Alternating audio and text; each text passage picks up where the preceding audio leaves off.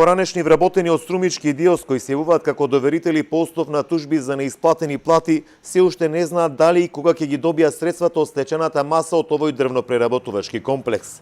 Речи се една година добиваат ветување дека на нивните сметки ќе легнат парите, бидејќи етапно се исплаќале сите доверители.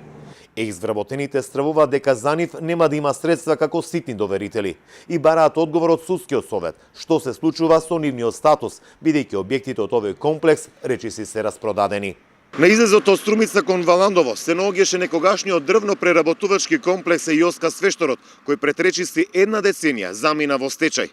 Дел од објектите веќе се распродадени, но околу 180 поранешни вработени се уште не може да ги добијат своите побарувања од стечајната маса.